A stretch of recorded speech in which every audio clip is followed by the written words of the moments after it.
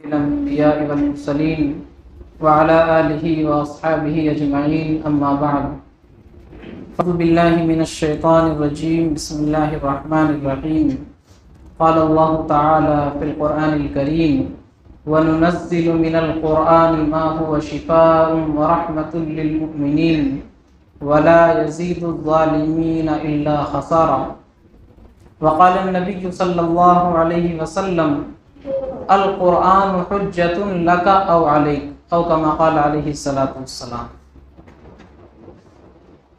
طلوع شمس و قمر سے پہلے میں تجھ پہ آقا درود بھیجوں، ہر ایک شام و سحر سے پہلے میں تجھ پہ آقا درود بھیجوں، سفر کا آغاز جو کروں میں تو میرے لب پہ ہو نام تیرا، سفر کا آغاز جو کروں میں تو میرے لب پہ ہو نام تیرا، جو لوٹ آؤں تو گھر سے پہلے میں تجھ پہ آقا درود بھیجوں، خدا کی بھیجی کتاب تو ہے میرا تو سارا نصاب تو ہے، خدا کی بھیجی کتاب تو ہے میرا تو سارا نصاب تو ہے، حصول علم و ہنر سے پہلے میں تجھ پہ آقا درود بھیجوں صلی اللہ علیہ وسلم۔ سب سے پہلے اللہ رب العزت والجلال کا شکر ہے، احسان ہے، اس کا فضل و کرم ہے کہ اللہ نے ہمیں قرآن کریم از اول تا آخر الحمدللہ سے لے کر والناس تک پورا مکمل تراویح میں سننے کی اور سنانے کی توفیق عطا فرمائی، اس پر اللہ کا شکر ادا کرنا چاہیے۔ یہ اللہ کی بہت بڑی نعمت ہے۔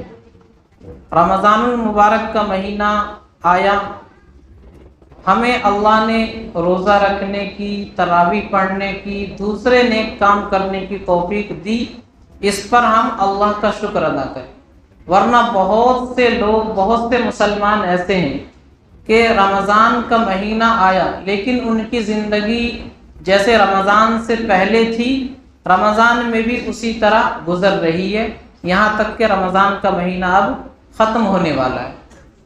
تو ان کی زندگی نے رمضان سے کوئی سبق نہیں لیا، رمضان آنے کی وجہ سے ان کی زندگی میں کوئی تبدیلی نہیں آئی۔ تو ہمیں اللہ نے رمضان میں عبادت کی توفیق دی اور اپنے مقدس کلام کو سننے کی توفیق بخشی، اس پر ہمیں اللہ کا شکر ادا کرنا چاہیے۔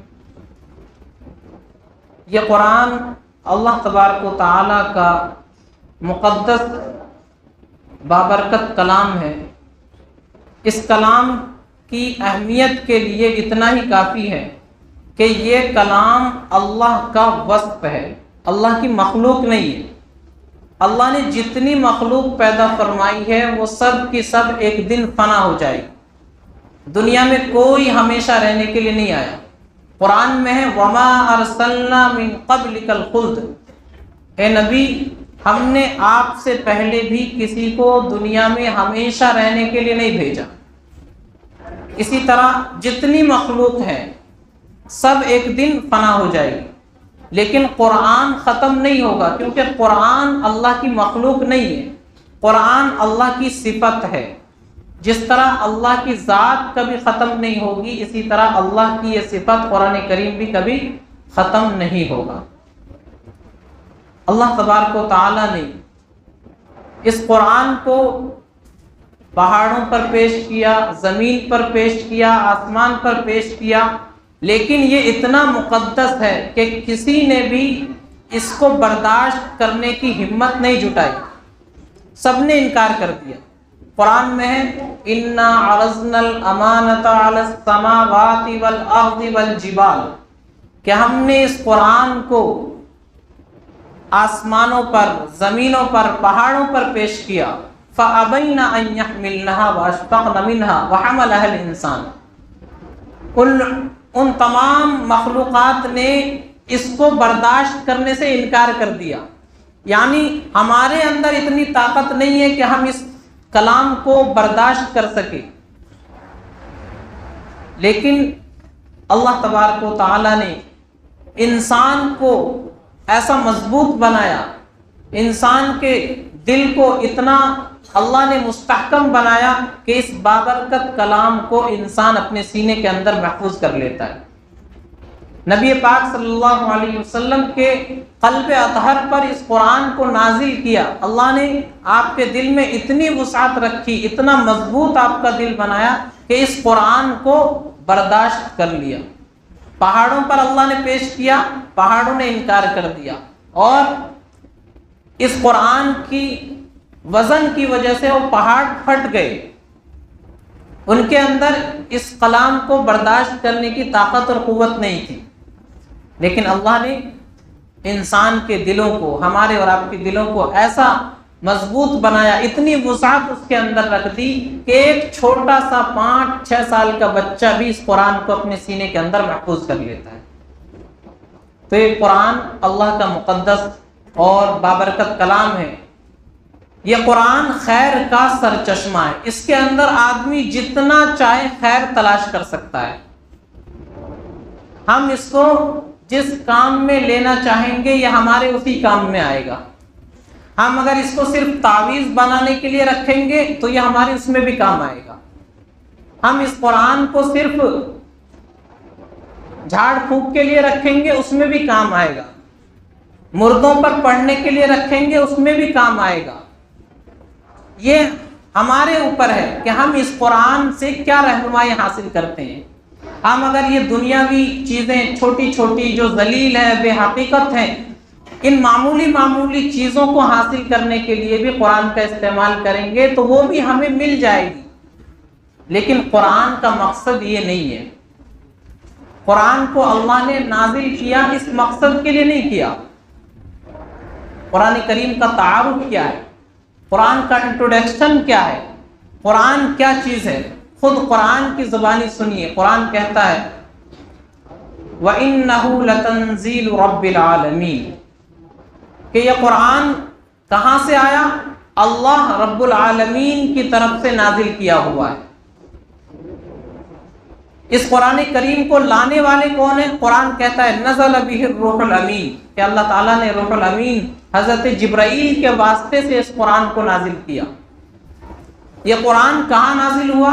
علی قلبک، نبی پاک صلی اللہ علیہ وسلم کے دل پر نازل ہوا۔ کیوں نازل ہوا؟ لتکون للعالمین نذیرا، تاکہ آپ لوگوں کو ڈرانے والے بن جائیں۔ آپ اس قرآن کریم کے ذریعے سے لوگوں کو ڈرائے اللہ کے خوف سے، کہ اگر اپنی من مرضی زندگی گزاریں گے، اللہ کی نافرمانی کریں گے تو اللہ کا عذاب آنے والا ہے۔ لتکون من المنذرین قرآن میں ہے کہ اللہ نے اس قرآن کو اس لیے نازل کیا تاکہ آپ لوگوں کو ڈرائیں۔ یہ قرآن کس زبان میں نازل ہوا؟ قرآن کہتا ہے بلسان عربی مبین، کہ عربی زبان میں یہ قرآن نازل ہوا جو فصیح و بلیغ زبان ہے، جس کی مثال پوری دنیا میں نہیں ہے۔ عربی زبان سے بہتر کوئی زبان دنیا کے اندر نہیں ہے، اور عربی زبان سے آسان بھی کوئی زبان دنیا کے اندر نہیں ہے۔ تو یہ قرآن کا تعارف ہے۔ قرآن کہاں سے آیا، کس کے واسطے سے آیا، کہاں آیا، کیوں آیا، کس زبان میں آیا، یہ تمام چیزیں اللہ تبارک و تعالیٰ نے قرآن کریم میں بیان فرما دی ہے۔ قرآن کا مختصر تعارف ہے۔ اللہ نے ہمیں یہ خزانہ عطا فرمایا ہے، اس خزانے کا کچھ حق ہے ہمارے اوپر۔ اگر ہم اس حق کو ادا کر دیں گے تو یہ قرآن اللہ کی بارگاہ میں ہمارے لیے سفارش کرے گا، ہمارے گناہوں کو بخشوائے گا، ہمیں جہنم سے آزاد کرا کر جنت میں داخل کروائے گا۔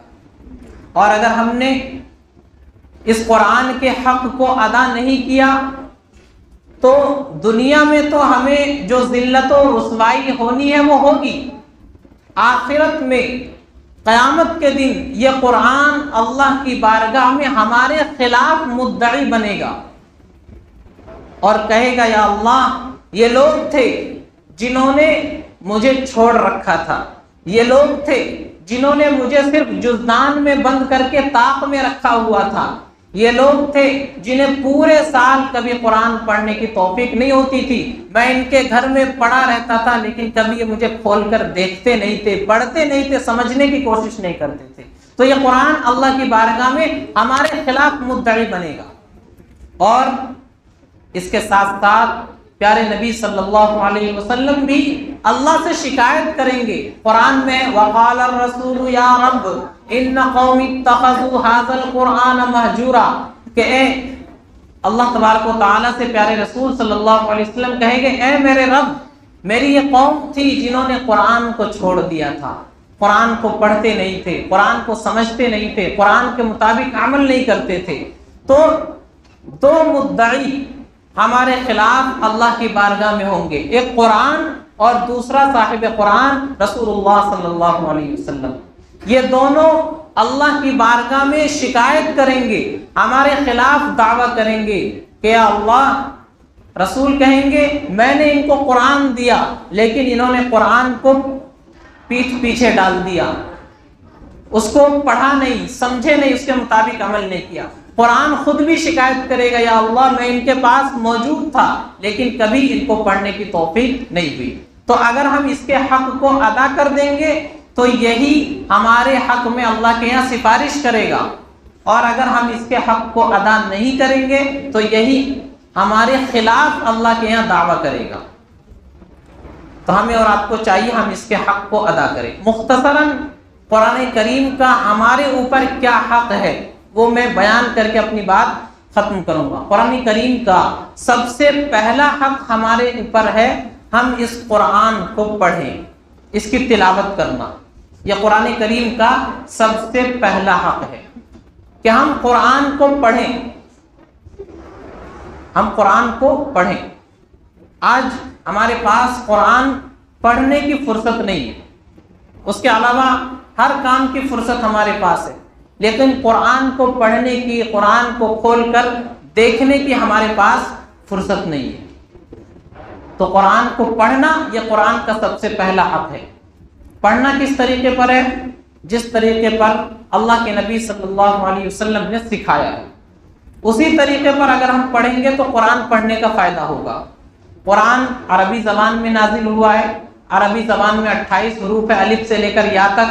ان حروف کو صحیح طریقے سے ادا کرنا سیکھ جائیں گے، قرآن کریم پڑھنا ہمارے لیے آسان ہو جائے گا۔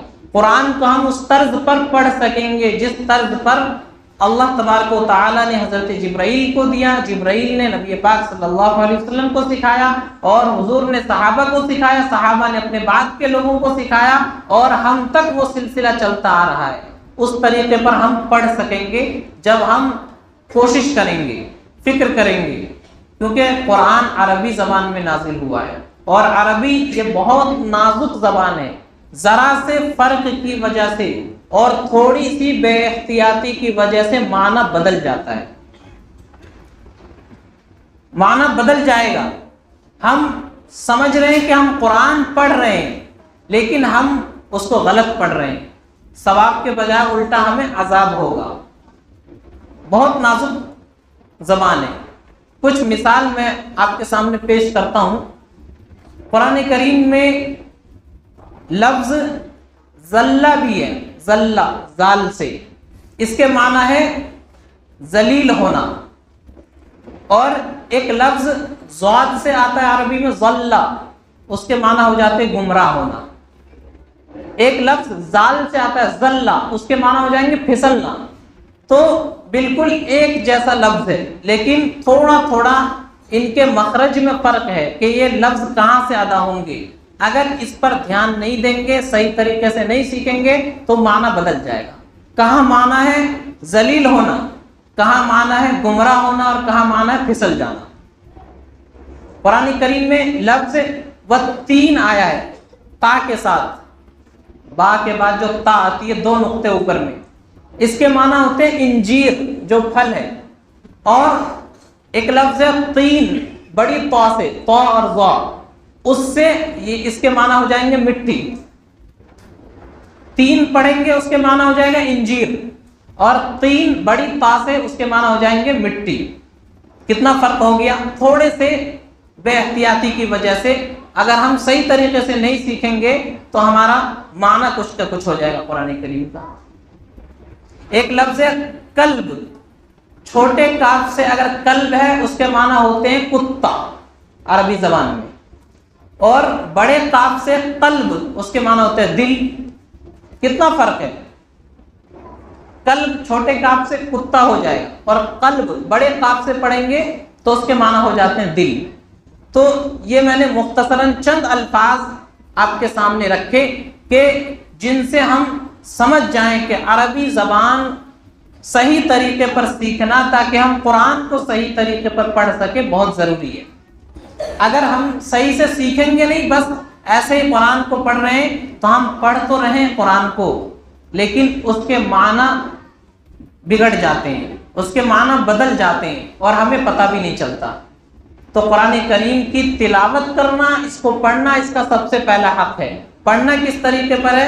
جس طریقے پر نبی پاک صلی اللہ علیہ وسلم کو سکھایا گیا، جس طریقے پر آپ نے صحابہ کو سکھایا اور اب تک وہ سلسلہ جاری ہے، تو اس طریقے پر قرآن کریم کو ہمیں سیکھنا ہے۔ اس کے لیے وقت چاہیے۔ دنیا کا کام کوئی بھی ہم سیکھتے ہیں اس کے لیے وقت مانگتا ہے، تو قرآن سیکھنے کے لیے وقت نہیں چاہیے، اس کے لیے بھی وقت چاہیے۔ اس کے لیے بھی ہمیں وقت نکالنا پڑے گا۔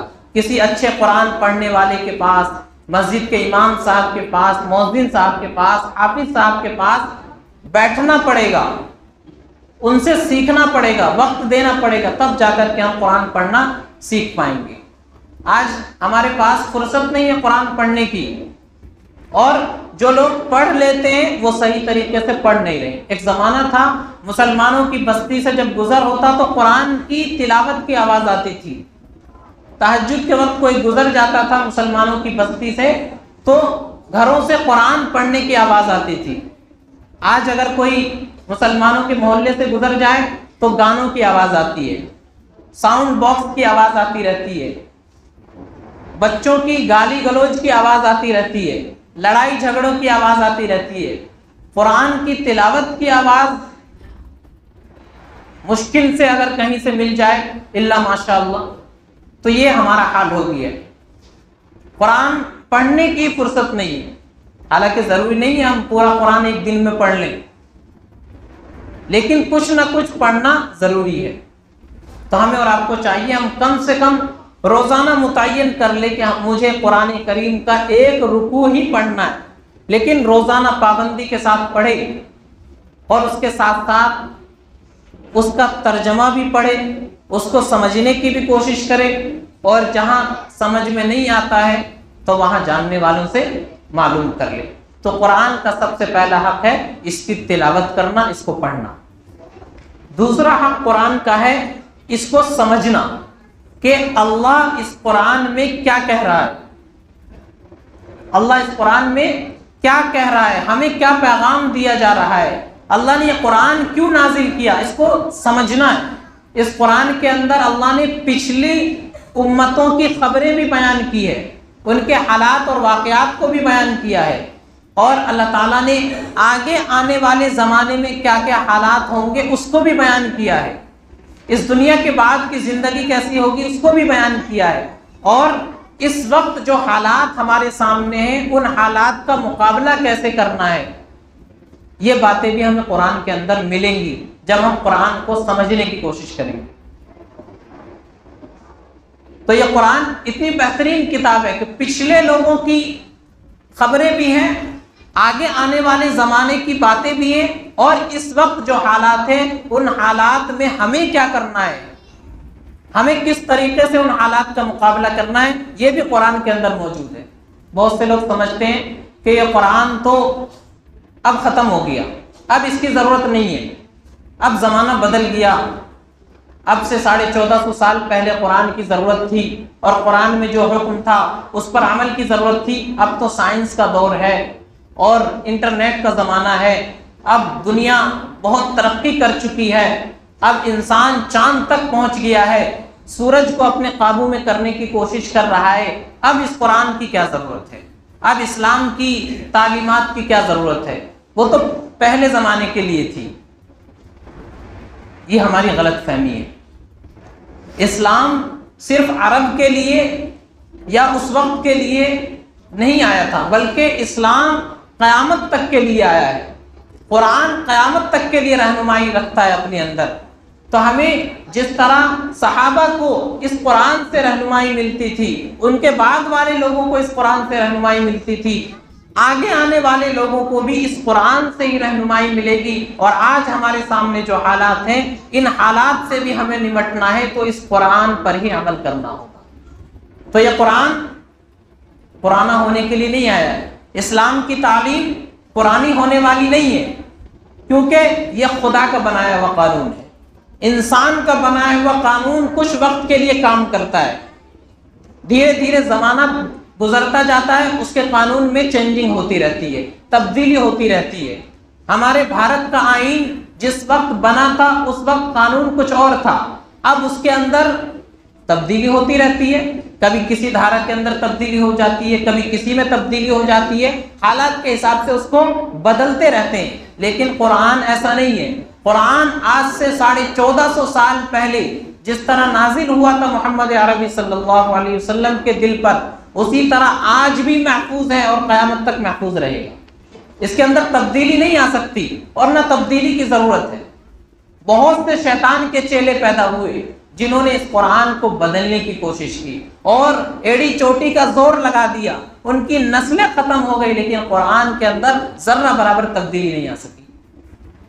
ہم اور آپ جانتے ہیں ہمارے یہاں بھی کچھ شیطان کے چیلے پیدا ہوئے اور انہوں نے بھی چاہا کہ قرآن کے اندر سے کچھ آیتوں کو نکال دے، قرآن کے اندر کچھ چیزوں کو بدل دے، قرآن کے اندر جو جہاد کی باتیں ان کو ختم کر دے۔ لیکن دنیا نے دیکھا کہ جو قرآن کو بدلنے چلا تھا اللہ نے اسی کو بدل دیا، اللہ نے اسی کو بدل دیا، فہرست سے ہی نکل گیا وہ۔ تو قرآن کریم بدلنے والی چیز نہیں ہے۔ کسی نے کیا ہی خوب کہا ہے، قول محمد قول خدا، فرمان نہ بدلا جائے گا، ہے قول محمد قول خدا، فرمان نہ بدلا جائے گا، بدلے گا زمانہ لاکھ مگر قرآن نہ بدلا جائے گا۔ قرآن بدلا نہیں جا سکتا۔ بہت سے لوگوں نے کوشش کی لیکن آج تک اس کے ایک زبر زیر پیش کے اندر، نقطے کے اندر تبدیلی نہیں آ سکی ہے، کیونکہ اس کی حفاظت کی ذمہ داری اللہ رب العالمین نے لی۔ ہم اور آپ ایک چیز کی حفاظت کریں، ممکن ہے وہ چیز ختم ہو جائے، ممکن ہے کوئی چور اس کو چرا لے، کوئی ڈاکو اس کے اندر ڈاکہ ڈال دے، ممکن ہے وہ چیز ہم سے چھن جائے، لیکن جس چیز کی حفاظت اللہ کرتا ہو، کسی کے اندر مجال نہیں ہے کہ اس کے اندر تبدیلی پیدا کر دے یا اس کو بدل دے، کیونکہ اللہ حفاظت فرما رہے ہیں۔ قرآن میں اِنَّا نَحْنُ نَزَّلْنَا الذِّكْرَ وَإِنَّا لَهُ لَحَافِظُونَ، اس قرآن کو ہم ہی نے نازل کیا اور اس کی حفاظت بھی ہم ہی کریں گے۔ اللہ کہتے ہیں قرآن نازل بھی ہم کر رہے ہیں اور اس کی حفاظت بھی ہم ہی کرنے والے ہیں۔ کسی شاعر نے کہا، سلاطین عالم ہے اپنی جگہ، دو عالم کے سلطان اپنی جگہ۔ سلاطین عالم ہے اپنی جگہ، دو عالم کے سلطان اپنی جگہ، بدلتی رہی سبھی آسمانی کتابیں، محمد کا قرآن اپنی جگہ۔ محمد صلی اللہ علیہ وسلم جو قرآن لے کر کے آئے اس کے اندر تبدیلی نہیں ہو سکتی۔ مختصر یہ لوگوں نے کوشش کی لیکن کوئی بدلاؤ ان کے اندر نہیں آ سکتا۔ اللہ نے حفاظت کا ایسا انتظام فرمایا، قرآن کریم اگر صرف چھپا ہوا رہتا، صرف پرنٹڈ ہوتا، صرف کاغذ کے اندر ہوتا، ممکن ہے کوئی اس کے اندر گڑبڑی کر دے، پریس والا گڑبڑی کر دے، اس کو کوئی رشوت دے دیتا کروڑوں روپے کی اور وہ کسی آیت کو کہیں رکھ دیتا، کسی آیت کو کہیں رکھ دیتا، کوئی پنہ بیچ سے غائب کر دیتا، کسی لفظ کے اندر تبدیلی کر دیتا۔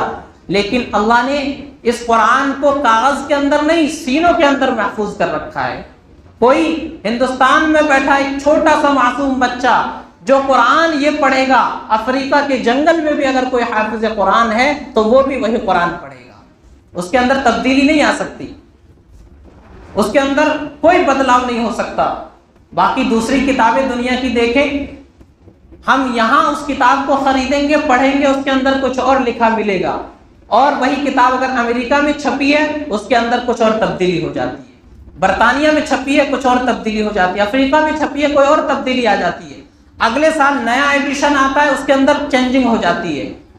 لیکن قرآن 1400 1450 سال سے برابر ہمارے پاس موجود ہے، اس کے اندر بیچ میں کوئی تبدیلی نہیں آئی اور نہ قیامت تک انشاءاللہ کبھی آ سکتی ہے۔ اللہ اس کی حفاظت فرما رہے ہیں۔ تو ہمیں اور آپ کو اس قرآن کریم کو سمجھنے کی کوشش کرنی ہے کہ اللہ تبارک و تعالی ہمیں اس میں کیا پیغام دے رہے ہیں۔ کتنی عجیب بات ہے، ہمارا کوئی ساتھی کوئی دوست ہمیں خط بھیجتا ہے اور وہ خط ایسی زبان میں ہم نہیں جانتے، مثال کے طور پر انگلش میں ہمارا کوئی رشتہ دار کہیں سے کچھ بھیجتا ہے، یا رشتہ دار نہیں بھیجتا، کورٹ سے کوئی نوٹس آ جاتا ہے وہ انگلش میں لکھا ہوا رہتا ہے۔ اب ہم انگلش نہیں جانتے تو کیا کرتے ہیں، فوراً ماسٹر صاحب کے پاس پہنچ جاتے ہیں، انگلش جاننے والوں کے پاس پہنچ جاتے ہیں کہ ماسٹر صاحب یہ نوٹس آیا ہے، وکیل صاحب یہ نوٹس آیا ہے، پروفیسر صاحب یہ میرے پاس کورٹ سے نوٹس آیا ہے، بتائیے اس کے اندر کیا لکھا ہوا ہے، کورٹ مجھے کیا کہتی ہے، مجھے کب جانا ہے، میری تاریخ کون سی ہے، اس کے اندر مجھے کیا کہا گیا ہے۔ تو ہم جاننے والوں کے پاس پہنچ جاتے ہیں، جب تک اس کو سمجھ نہیں لیتے تب تک ہمارے دل کو چین نہیں آتا ہے۔ لیکن قرآن ہمارے پاس پڑا ہوا ہے اور قرآن عربی زبان میں ہے، جس زبان کو ہم جانتے نہیں، لیکن کبھی ہم نے کوشش نہیں کی کہ جو لوگ اس کو جاننے والے ہیں ہم ان کے پاس جا کر کے اس کو سیکھیں، اس کو سمجھیں، اس کے اندر کیا لکھا ہوا ہے، ہم ذرا حافظ صاحب، عالم صاحب، امام صاحب کے پاس بیٹھ کر کے سمجھنے کی کوشش کریں۔ ہم روزانہ ہر نماز کی ہر رکعت میں الحمدللہ رب العالمین پڑھ رہے ہیں، سب کو یاد بھی ہے الحمدللہ، لیکن کبھی ہم نے کوشش کی کہ اس الحمدللہ رب العالمین کا مطلب کیا ہے؟ یہ سورت جو بار بار ہم قرآن پڑھ رہے ہیں، نماز میں پڑھ رہے ہیں، ہر رکعت میں پڑھ رہے ہیں، اس کا مطلب کیا ہے، اس میں اللہ کیا کہہ رہے ہیں؟ کبھی ہم نے کوشش نہیں کی۔ تو ہمیں اور آپ کو قرآن کریم کو سمجھنے کی بھی کوشش کرنی ہے۔ مارکیٹ کے اندر بہت سارے ترجمے قرآن کے چھپے ہوئے، علماء سے معلوم کر کے کہ کون سا ترجمہ مجھے پڑھنا چاہیے، کیونکہ بہت سارے ترجمے ایسے بھی ہیں کہ جس کے اندر لوگوں نے گڑبڑی کر رکھی ہے قرآن کریم کے ترجمے میں، مطلب کچھ کا کچھ بیان کر دیا ہے۔ تو ہمیں یہ بھی علماء سے ہی معلوم کرنا ہوگا کہ ہم قرآن کا ترجمہ پڑھنا چاہتے ہیں، کون سا ترجمہ ہمیں پڑھنا چاہیے، وہ آپ کو جو رہنمائی کرے وہ ترجمہ آپ مارکیٹ سے خریدیں اور اس کو اپنے مطالعے میں رکھیں۔ جس طرح ایک رکوع ہم قرآن کا پڑھیں، ایک رکوع ہم ترجمہ پڑھیں، جہاں سمجھ نہیں آتا معلوم کر لیں۔ اس طریقے سے ہم دھیرے دھیرے جب کوشش کریں گے تو قرآن کریم ہمیں سمجھ میں آئے گا، اور جب قرآن سمجھ میں آئے گا تو پھر نماز میں بھی مزہ آ جائے گا۔ میں کچھ بول رہا ہوں، آپ سمجھ نہیں رہے میری بات کو، تو آپ نہ میری طرف توجہ کریں گے اور نہ آپ کو میری بات سننے میں کوئی دلچسپی ہوگی۔ لیکن جب آپ میری زبان کو سمجھیں گے اور آپ سمجھ پائیں گے میں کیا کہنا چاہ رہا ہوں، تو آپ میری طرف توجہ بھی رکھیں گے اور دلچسپی سے میری بات کو سنیں گے۔ قرآن نماز میں پڑھا جا رہا ہے، ہم سمجھ نہیں رہے تو ہمارا دھیان وہاں نہیں رہتا ہے، ہم کھڑے ہوتے ہیں نماز میں لیکن دھیان کہیں اور رہتا ہے کیونکہ سمجھ نہیں رہے، اور اگر ہم سمجھنے لگیں گے تو ہمارا دھیان ہوگا قرآن پر، نماز کے اندر دھیان ہوگا، نماز بھی ہماری بہترین ہو جائے گی۔ تو قرآن کریم کو سمجھنے کی بھی کوشش کرنی ہے۔ اس کے بعد اس قرآن کو پڑھ لینا ہے، سمجھ لینا ہے۔ تیسرا نمبر اور تیسرا حق قرآن کا یہ ہے کہ ہم اس قرآن کو پھر اپنی زندگی میں داخل کرنے کی کوشش کریں۔ قرآن میں جو حکم ہے ہم اس کو کریں، قرآن میں جس چیز سے منع کیا گیا ہے ہم اس سے رک جائیں۔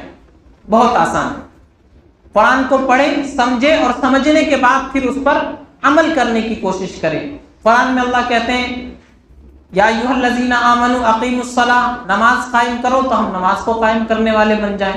قرآن میں اللہ کہتے ہیں وآتوا الزکاۃ، زکوٰۃ ادا کرو، تو ہم اپنے مال کی زکوٰۃ نکالنے والے بن جائیں۔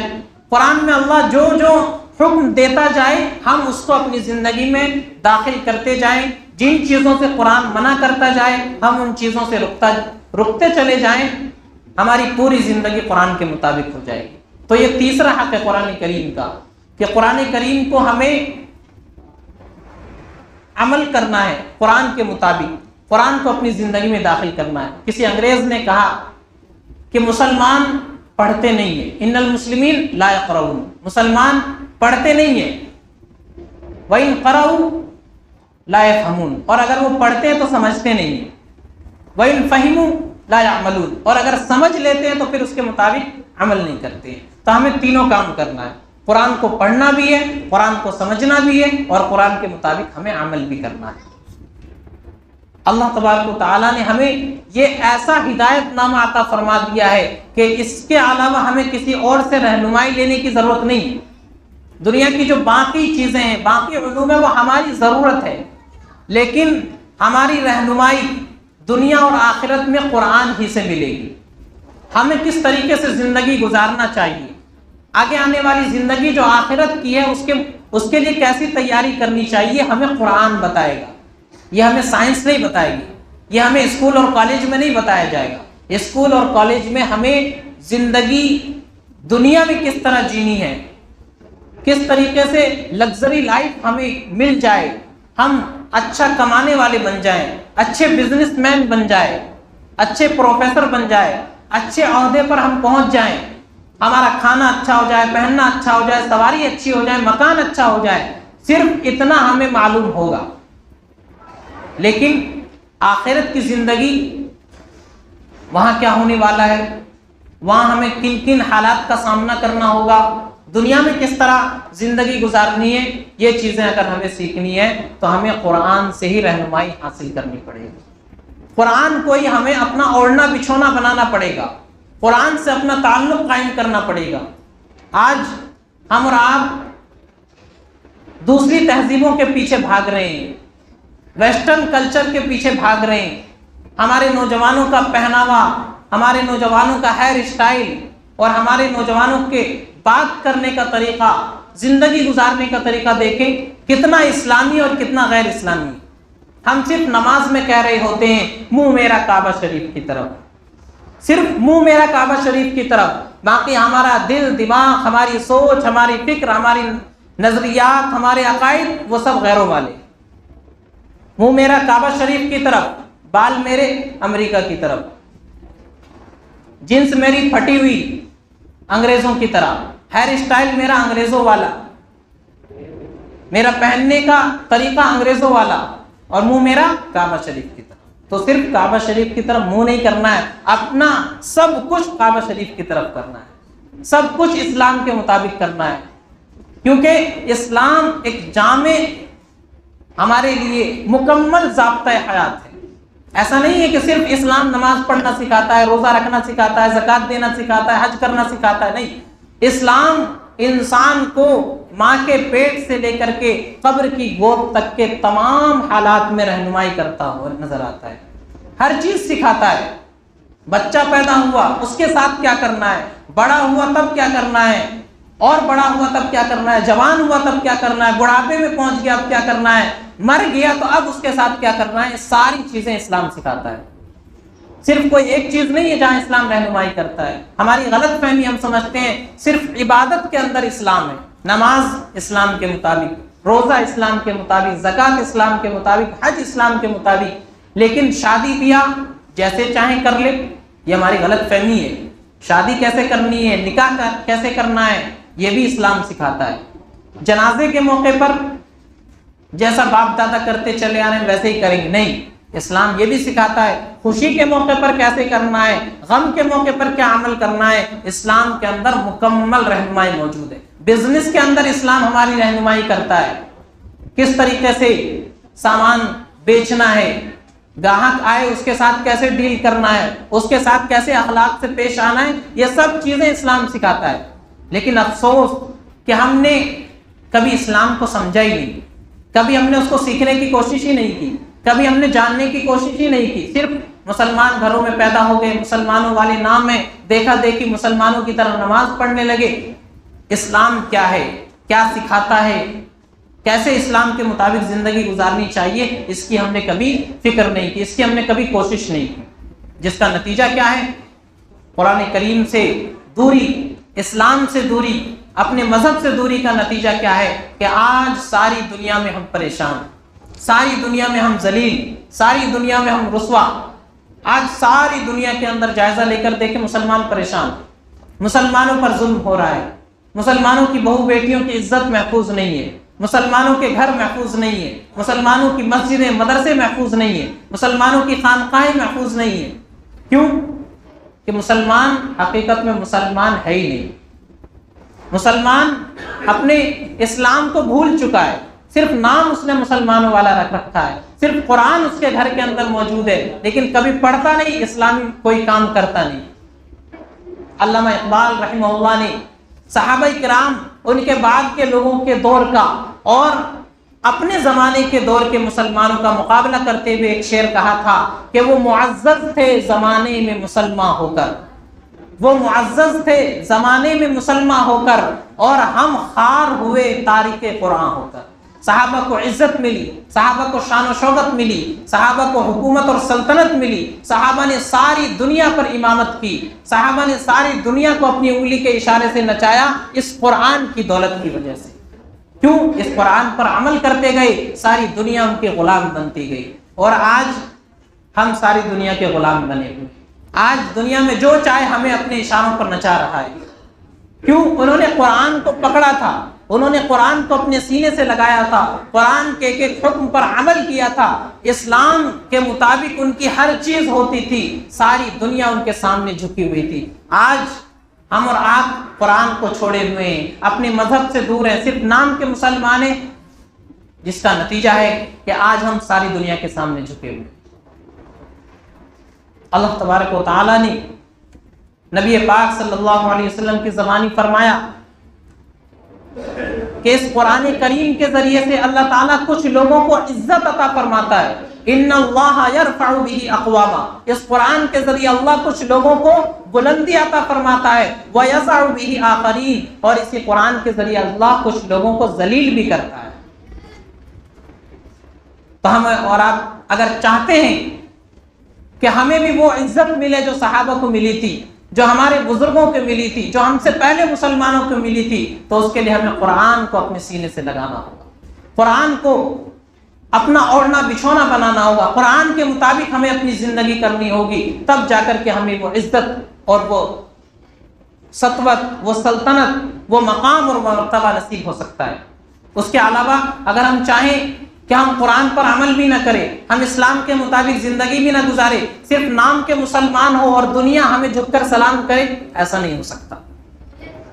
اللہ فرماتے ہیں قرآن میں وَلَا تَهِنُوا وَلَا تَحْزَنُوا وَأَنْتُمُ الْأَعْلَوْنَ إِن كُنتُم مُؤْمِنِينَ، کمزور مت پڑو، بزدل مت بنو، غم مت کرو، تم ہی سر بلند رہو گے، تم ہی اونچے مقام اور مرتبے پر رہو گے، لیکن اللہ نے شرط لگا دی، شرط یہ ہے کہ تمہارا ایمان پکا ہونا چاہیے، تمہارے اندر حقیقت میں ایمان ہونا چاہیے، نام کے مسلمان نہیں، حقیقت میں ایمان ہونا چاہیے۔ جب حقیقت میں ایمان ہوگا، دنیا کی ہر چیز تمہارے سامنے جھکے گی، دنیا کی ہر حکومت اور سلطنت تمہارے قدموں میں ہوگی، دنیا کی دولت اور سطوت تمہارے قدموں میں ہوگی۔ تم دنیا میں امام کی حیثیت سے پیدا کیے گئے ہو، اللہ نے تمہیں مقتدی بنایا ہے، وہی مقام اور مرتبہ تمہیں ملے گا، لیکن جب قرآن تمہارے سینے سے لگا ہوا ہوگا۔ صحابہ کرام قرآن آنے سے پہلے دنیا ان کو بدو کہتی تھی، بدو کا مطلب دیہاتی، بے وقوف، لیکن جب قرآن آیا، انہوں نے قرآن کو اپنے سینے سے لگایا، تو وہی لوگ دنیا جنہیں بے وقوف کہتی تھی، جو بکریوں کو چرانے والے تھے، وہ ساری دنیا پر حکومت کرنے والے بن گئے، ساری دنیا کو وہ صحیح راستہ دکھانے والے بن گئے۔ وہی لوگ جن کو دنیا کہتی تھی کہ یہ تو ہر وقت لڑتے رہتے ہیں، جنگجو ہے، دنیا نے دیکھا کہ ساری دنیا کے اندر امن قائم کرنے والے، شانتی کا پیغام لے کر جانے والے وہی لوگ تھے۔ کیوں؟ انہوں نے قرآن کو اپنے سینے سے لگایا۔ جب وہ جاتے تھے، پورا کا پورا شہر، پورا کا پورا ملک مسلمان ہو جاتا تھا ان کو دیکھ کر کے، ان کے اخلاق کو دیکھ کر کے۔ انڈونیشیا کی تاریخ میں آتا ہے کہ صحابہ وہاں گئے، وہاں انہوں نے تجارت شروع کی، بزنس شروع کیا، کوئی دعوت نہیں تھی، تبلیغی جماعت نہیں نکالی، لوگوں کو کلمہ نہیں سکھایا، کچھ نہیں کیا، اس ملک میں گئے اور وہاں انہوں نے تجارت شروع کی، تجارت کی نیت سے گئے لوگوں کے ساتھ، لیکن تجارت انہوں نے اسلام کے مطابق کی۔ لوگوں کو سامان ایک نمبر کا بیچتے تھے، کسی کو دھوکہ نہیں دیتے تھے، جیسا سامان ہوتا تھا بتا کر بیچتے تھے کہ اس سامان کے اندر کوئی عیب ہے، اس سامان کے اندر یہ کمی ہے، سامنے والے کو اگر پسند ہوتا تو وہ لے لیتا تھا۔ صرف یہ کام کیا۔ کوئی آ جاتا تھا سامان لے کر، مجھے یہ چیز پسند نہیں ہے یا آپ نے زیادہ قیمت لگا دی ہے، واپس رکھ لیتے تھے، کوئی جھگڑا نہیں کرتے تھے، کوئی اس کے ساتھ مقدمہ بازی نہیں ہوتی تھی۔ لوگوں نے دیکھا کہ یہ لوگ کون سی دنیا کے رہنے والے، ان سے پہلے ہم نے کبھی اتنے اچھے لوگ نہیں دیکھے، جو کبھی برا نہیں مانتے، کبھی جھگڑا نہیں کرتے، لوگوں کے ساتھ ہمیشہ اخلاق سے پیش آتے ہیں، اتنے اچھے طریقے سے تجارت کرتے ہیں، کبھی دھوکہ نہیں دیتے، کبھی 2 نمبر کا مال نہیں بیچتے، کبھی کسی کو چونا نہیں لگاتے۔ لوگوں کے دلوں میں ان کی محبت پیدا ہو گئی۔ دھیرے دھیرے دھیرے صحابہ وہاں تجارت کرتے رہے، مسلمان وہاں اس ملک میں بزنس کرتے رہے۔ ایک وقت آیا کہ پورے انڈونیشیا کے اندر، ملیشیا کے اندر ان لوگوں کے دلوں میں ان لوگوں کی محبت پیدا ہو گئی۔ لوگوں کے دل میں خیال آیا کہ جب یہ لوگ اتنے اچھے ہیں اور یہ لوگ اتنے اچھے طریقے سے بزنس کرتے ہیں تو ان کا مذہب کتنا اچھا ہوگا، اور یہ جس مذہب کے ماننے والے ہوں یقیناً وہ مذہب بہت اچھا ہے۔ سارے کے سارے لوگوں نے اسلام قبول کر لیا، پورا کا پورا ملک مسلمان ہو گیا۔ آج سب سے زیادہ مسلمان۔ تو صحابہ نے صرف قرآن کو اپنے سینے سے لگایا، اسلام کو اپنایا، جدھر جاتے تھے صحابہ کرام پورا کا پورا شہر ان کا ہو جاتا تھا، پورا کا پورا ملک ان کا ہو جاتا تھا۔ آج ہمیں اور آپ کو بھی عزت چاہیے۔ آج ہمیں شکایت ہے کہ ہم مسلمان ہیں، نماز پڑھ رہے ہیں، روزہ رکھ رہے ہیں، پھر بھی ہم پٹ رہے ہیں، پھر بھی ہم پر بمباری ہو رہی ہے، پھر بھی ہماری مسجدوں پر حملہ ہو رہا ہے، مدرسوں کو جلایا جا رہا ہے، پھر بھی ہم چین اور سکون کی زندگی نہیں گزار رہے ہیں۔ ہم شکایت کر رہے ہیں صرف، لیکن اس کا علاج کیا ہے اس کو نہیں اپنا رہے۔ کس طریقے سے ہمیں عزت نصیب ہوگی اس چیز پر کوئی دھیان نہیں دے رہے ہیں۔ نتیجہ کیا ہوگا کہ ہم شکایت کرتے رہیں گے اور یہی حال رہا تو پٹتے ہی رہیں گے۔ اللہ فرماتے ہیں کہ اللہ تعالیٰ کسی قوم کی حالت اس وقت تک نہیں بدلتے جب تک وہ خود اپنی حالت کو نہ بدل لے۔ جب ہم نے اپنے راستے کو بدل لیا، ہمارا لائف سٹائل چینج ہو گیا، تو اللہ تعالیٰ نے بھی اپنا طریقہ ہمارے ساتھ بدل لیا، اپنا رویہ بدل لیا۔ ہم اگر پھر سے اسی راستے پر واپس آ جائے، اللہ تعالیٰ آج بھی قادر مطلق ہے، اللہ آج بھی ہمیں حکومت دے سکتا ہے، اللہ آج بھی ہمیں عزت دے سکتا ہے، اللہ آج بھی ہمیں ساری دنیا کے اوپر فوقیت دے سکتا ہے، ہمیں ساری دنیا کا امام بنا سکتا ہے، ساری دنیا کو ہمارا غلام بنا سکتا ہے۔ لیکن شرط کیا ہے کہ ہم پہلے اللہ کی ماننے والے تو بن جائیں، ہم پہلے اللہ کی ماننے والے تو بن جائے۔ شیخ الہند رحمہ اللہ 4 سال مالٹا کی جیل میں رہے۔ جب جیل سے واپس آئے، انہوں نے ایک بڑے مجمع سے خطاب کرتے ہوئے فرمایا کہ میں 4 سال جیل کی کال کوٹری میں بند رہا، میں نے وہاں غور کیا کہ جتنے مسلمان آج سے پہلے کبھی نہیں تھے جتنے آج کے زمانے میں موجود ہیں۔ آج اتنے مسلمان دنیا کے اندر موجود ہیں، اس سے پہلے اتنی تعداد مسلمانوں کی کبھی نہیں تھی۔ لیکن وجہ کیا ہے کہ آج مسلمان سب سے زیادہ پریشان ہیں، آج سب سے زیادہ ذلیل ہے، سب سے زیادہ ظلم مسلمانوں پر ہو رہا ہے۔ وجہ کیا ہے؟ تو انہوں نے کہا میں نے 4 سال تک غور کیا، 2 بات مجھے سمجھ میں آئی کہ 2 بات ہیں، 2 وجہ ہیں جس کی وجہ سے آج مسلمان پریشان ہیں۔ پہلی بات یہ کہ مسلمانوں نے قرآن کو چھوڑ دیا ہے، مسلمانوں نے قرآن کو چھوڑ دیا ہے جس کی وجہ سے مسلمان پریشان ہے۔ اور دوسری وجہ کہ مسلمانوں کا آپس میں اختلاف، آپسی تفرقہ بازی، فرقہ بندی، میں دیوبندی، وہ بریلوی، یہ شیعہ، یہ سنی، وہ اہل حدیث، وہ کسی اور فرقے کا، وہ کسی اور تبلیغی جماعت کا، یہ اس جماعت کا، اور جو یہ فرقہ بندی مسلمانوں کے اندر آ گئی، یہ مسجد فلاں لوگوں کی، یہ مسجد فلاں لوگوں کی، قوم کے نام پر مسلمان بٹ گئے، برادری کے نام پر مسلمان بٹ گئے۔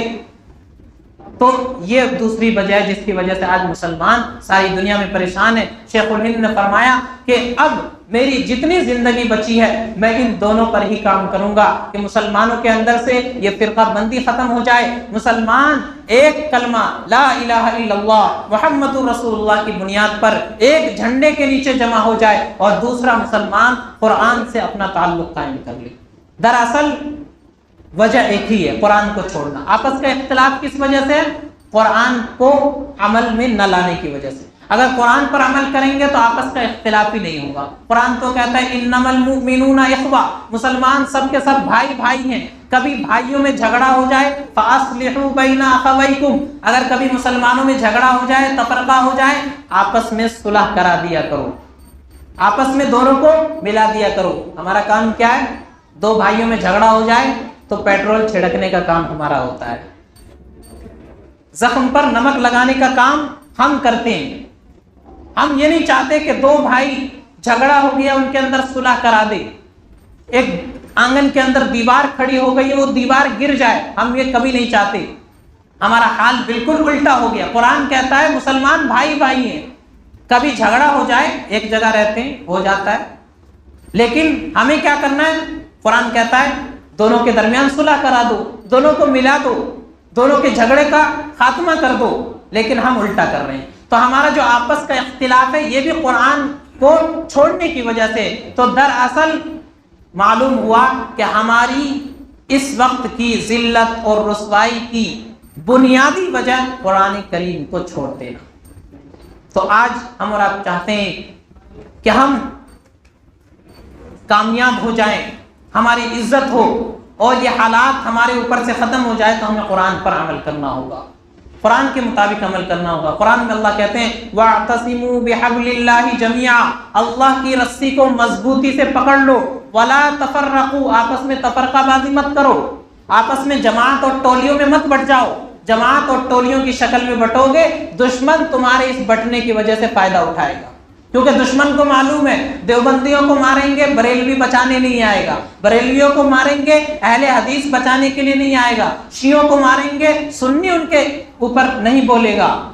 تو دشمن کو تو اس سے فائدہ ہو رہا ہے، اس قوم کو ماریں گے اس قوم کے لوگ نہیں بولیں گے، اس برادری والوں کو ماریں گے اس برادری کے لوگ کچھ نہیں کہیں گے، اس مسجد کو جلائیں گے دوسری مسجد کے لوگ اس کی حفاظت کے لیے نہیں آئیں گے، اس مدرسے کو ہم توڑیں گے دوسرے مدرسے والے اس کے آگے کھڑے ہونے کے لیے نہیں آئیں گے۔ ان کو معلوم ہے جس کی وجہ سے وہ فائدہ اٹھا رہے ہیں۔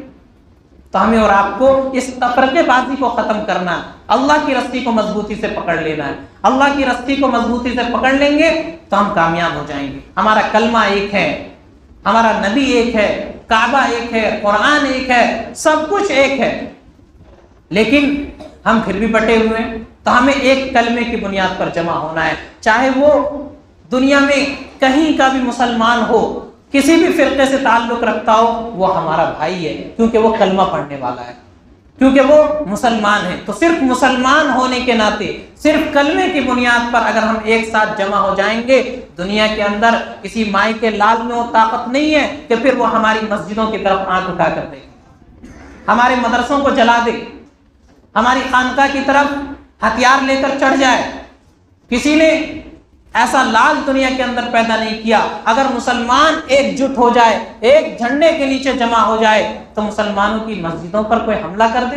کسی کی ماں نے ایسا لال جنا نہیں۔ ایک زمانہ ایسا تھا مسلمان کم تھے لیکن ایک تھے، کبھی ان کی مسجد پر حملہ نہیں ہوا، کبھی مدرسوں کو نہیں جلایا گیا، کبھی ان کو سڑک پر پیٹا نہیں گیا، کبھی موب لنچنگ نہیں ہوئی، کبھی کسی بھیڑ نے ان سے زبردستی نعرے نہیں لگوائے، کیونکہ ایک تھے۔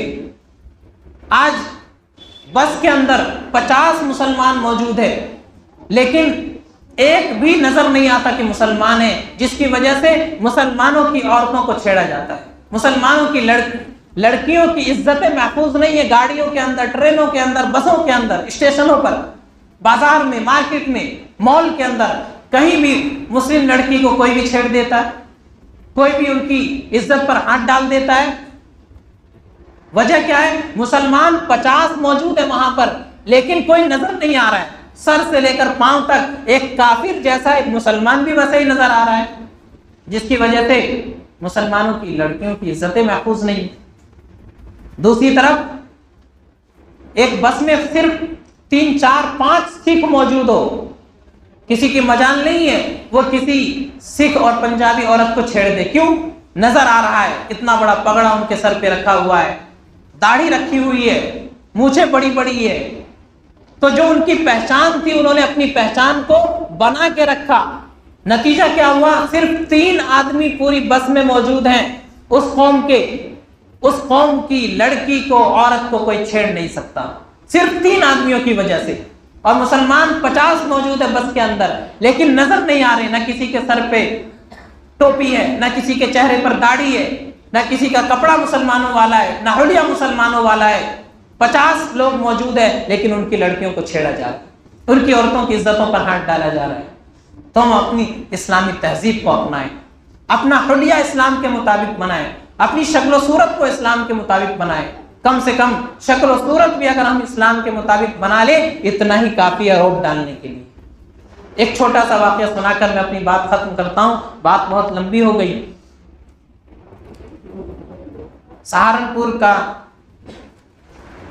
سہارنپور کے پاس ایک علاقہ ہے رڑکی، یہ اتراکھنڈ میں پڑتا ہے. وہاں پر ہندو مسلم فساد ہو گیا، آپس میں کسی بات پر جھگڑا ہو گیا اور وہاں مسلمانوں کی تعداد غیر مسلموں کے مقابلے میں کم ہے. اب فساد ہو گیا، مسلمان کم ہیں، تو وہاں کے ایک مولانا صاحب تھے، عالم تھے، بڑے عقل مند ذہین. انہوں نے راتوں رات سہارنپور سے 5000 ٹوپیاں منگائی، 5000 ٹوپیاں منگائی اور جتنے بھی گھر مسلمانوں کے تھے ان تمام گھروں میں راتوں رات وہ ٹوپیاں تقسیم کر دی اور سب کو کہہ دیا کہ کل صبح جو بھی اپنے گھر سے نکلے گا وہ اپنے سر پر ٹوپی لگا کر نکلے گا، بغیر ٹوپی لگائے کوئی اپنے گھر سے نہ نکلے. اگلے دن جیسا کہ ان عالم صاحب نے، مولانا صاحب نے ٹوپیاں پہنچوائی تھی اور ہدایت دی تھی، سارے مسلمان جتنے تھے، چھوٹے بڑے بزرگ، سب اپنے سر پر ٹوپی لگا کر کے مارکیٹ میں نکلے، بازار میں نکلے، راستے میں نکلے. غیر مسلموں پر رعب بیٹھ گیا. وہ کہنے لگے راتوں رات اتنے مسلمان کہاں سے آ گئے؟